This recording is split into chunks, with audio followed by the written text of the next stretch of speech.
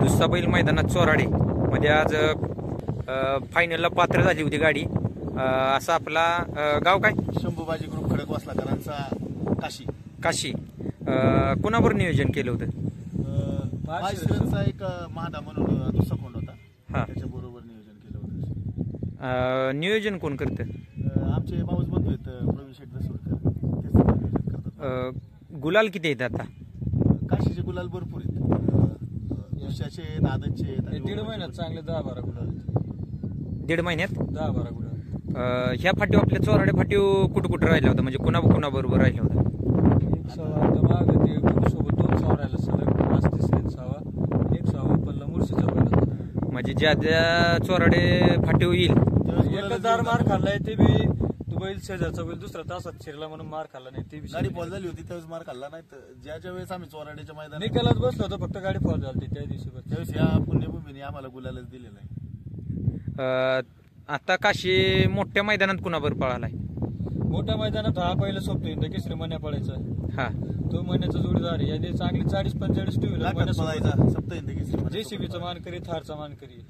हा, आता कुठल्या खांदी पळतो बैल? पहिले एकच खांदी पळायचा, पण चोराडीचा फाटीवर डावीकडे लागले, आम्हाला वासरू दोघी खान आतलंच होतं। हा, पण आमच्या नियोजनाचा बादशाह प्रवीण शेठ दसवडकर हा, यांनी नियोजन केलं, या म्हणले आपण बघू दावीने हाणून जे होईल ते बघू।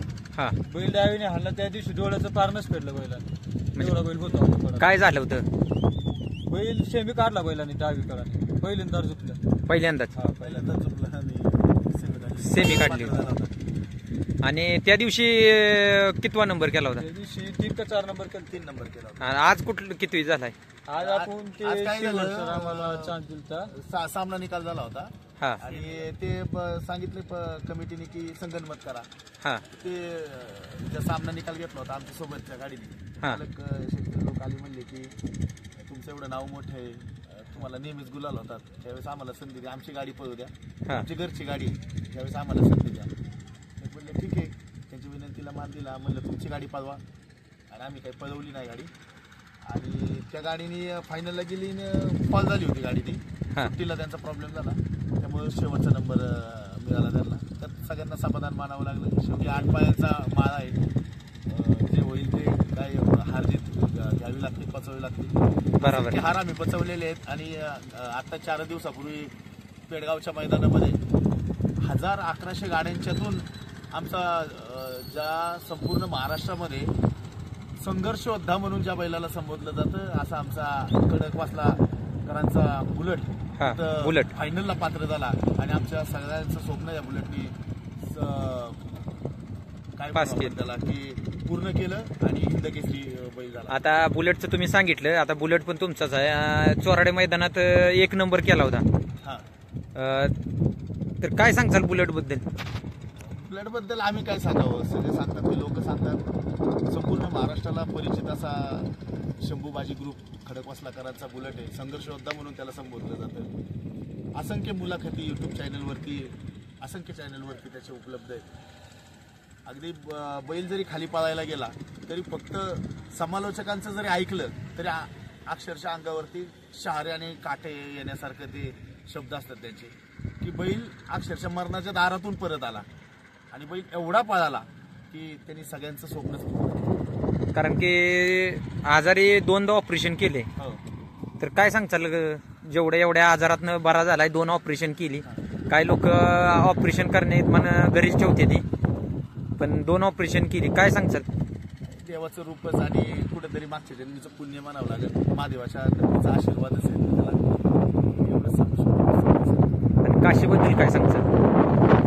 आता बुलेटचाच आशीर्वाद काशीला आहे, काशीने बुलेटच्याच पायावर पाय ठेवून आता जाईल त्या मैदानात गुलालाच पात्र होईल, सगळ्यांची इच्छा अपेक्षा पूर्ण करतोय। आता पहिऱ्याला काय अडचण येते त्या?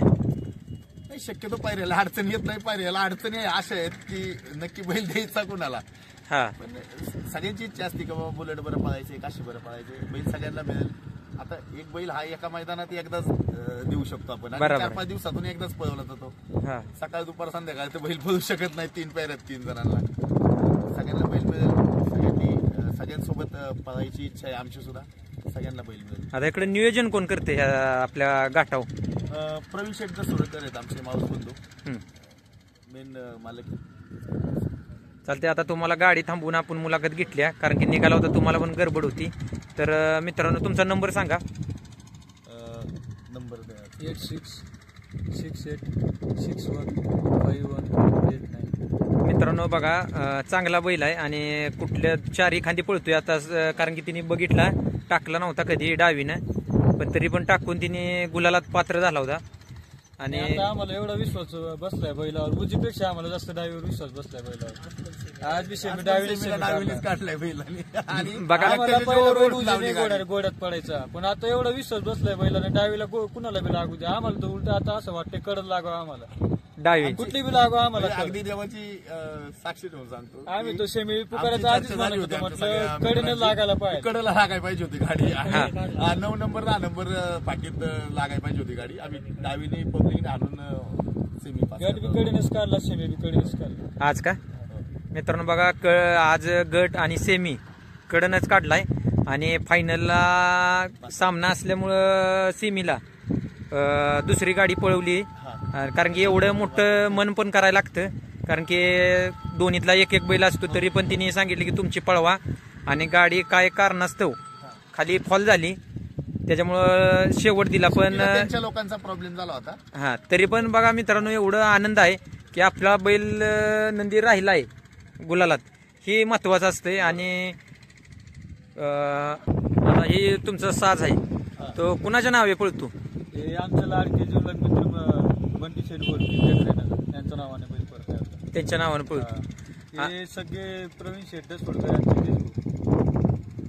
काय सांगतात आपलं नियोजन कसं असतंय आता? नियोजन पण आणि गाडी पण पळते आता, तर तुम्ही काय सांगताल आता? कारण की एवढ्या मैदानात एवढ्या लांब येऊन गुलालात असतो आणि फोन पण येतात. चोराड्याला तर आम्ही काय म्हणजे तो चोराड्याचं मैदान पारदर्शक असतं.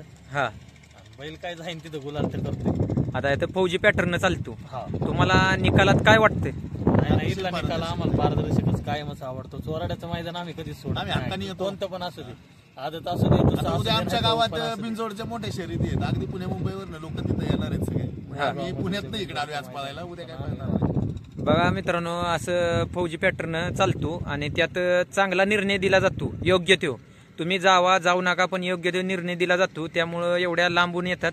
तुम्हाला काय वाटतंय अजून फौजी बद्दल? काय नाही, चोराड्याचं मैदान पडल्यावर आम्हाला आनंदच होतो, कारण इथं आल्यावर आम्ही गुलाल घेतल्याशिवाय परत गेलोच नाही आजपर्यंत. हा, म्हणजे योग्य निर्णय दिलाच पाहिजे. योग्य निर्णय देणं गरजेचं आहे मित्रांनो, कारण की काही नंदीवर निकालात पारदर्शकता असावी आणि 100% ती इथं आम्हाला पाहायला मिळते. निसंकोचपणे आम्ही इथं येत असतो. आम्हाला कोणत्याही प्रकारची निकालाची अडचण म्हणजे आम्हालाच नाही, कुणालाच येत नाही. आम्ही हक्काने एक बैलगाडा मालकांचं एक हक्काचं ठिकाण व्यासपीठ म्हणून चोराड्या मैदानात पाहिलं जातं, आणि त्यामुळे आम्ही इकडे येत असतो पाहायला. एवढे 300 किलोमीटर, जवळजवळ 250-300 किलोमीटर अंतर आहे. 4-4.5-5 तासाचं प्रवास करून आम्ही या ठिकाणी सकाळी आलो. आता निघालो, घरी उशीर झाला, गाडी पहिले टेम्पोत भरलेले आहेत. आदतपासून गुलाल टोटल किती आहेत? बैलाचे गुलाल लय मस्त येणार नाही, एवढे गुलाल आहेत बैलाचे. आदत मध्ये तर सोबत खूपच छान तिसरी महिन्याला आजपर्यंत बैल पुरला असेल तर काशी. तरी पण तुम्ही अंदाज किती आहे? तरी पण गुलाल एवढं झालं सांग असते. मस्त येणार नाही बैल. चालू महिन्यातलं म्हणलं तर 10 गुलाली, 1 महिन्यातले गुलाल मोजले. हा, 1.5 महिन्यातले 10 गुलाल. बघा मित्रांनो, एक 4 दिवसावर निघतो आणि एक 10 महिने. 3 दिवसाला निघतो. हा, तर आता नंबर दिलाय आणि चांगला आहे आणि आपल्याकडे गाठावर येतो. संपर्क साधा आणि त्यासनी पुढील वाटचालीसाठी शुभेच्छा. धन्यवाद.